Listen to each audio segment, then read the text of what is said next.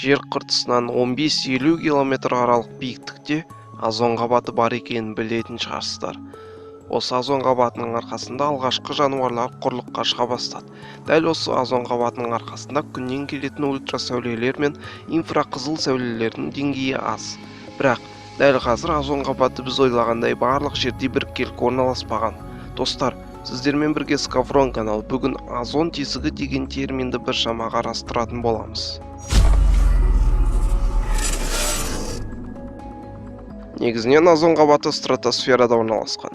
Ал озон қабатының тесілуі осы екі фактор негізінен жүзеге асады. Біріншісі табиғи процесс арқылы ауаның ластануы. Екінші антропогендік, яғни адам қолымен жасалған әрекеттер. Антропогендік процестерге ядролық жарылыстар мысал бола алады. Дәл осы ядролық жарылыстардан озон қабаты тесіліп түрлі қауіп келіп жатыр. Ал табиғи процестерге вулкандардан шығатын зиянды газдарды айта аламыз. Озон қабатының тесілуіне тездететін тағы бір фактор ол космос ракеталарының ғарышқа шыққанда озон қабатын тесіп өтуі. Сол үшін де Қазақстанның Байқоңыр аймағына түсетін ультракүлгін сәуленің мөлшері басқа жерге қарағанда көбірек. Озон қабатының тесілуіне ең бірінші рет 1985 жылы Ұлыбританияда Джо Фарменнің ғалымдар тобы байқаған болатын. Сол кездегі озон тесігінің диаметрі 1000 километрден астам аумақ болатын, және ол Антарктида төңірегінде орналасты. Дәл қазір Антарктидадағы озон тесігінің аумағы өзінің рекордтық шамасына жетті. Шамамен 27 миллион километр квадратты алып жатыр.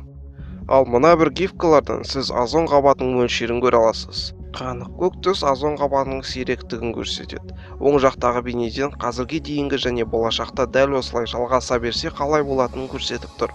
Ал сол жақтағысы, егер біз заводтарды фильтрлеп, толығымен табиғатқа зиянсыз баламалы энергияға көшкендегі бейнені көрсетіп тұр. Озон тесігінің зияндары да біршама. Озон тесігі әсерінен қатерлі ісік сияқты аурулар кеңінен таралады. Өйткені күннен келетін ультракүлгін сәулелер қатерлі ісік тудыратын бірден-бір фактор. Дәл қазір Қазақстанда өтіп жатқан Экспо 2017 баламалы энергияны көптеп тұтынуға арналған.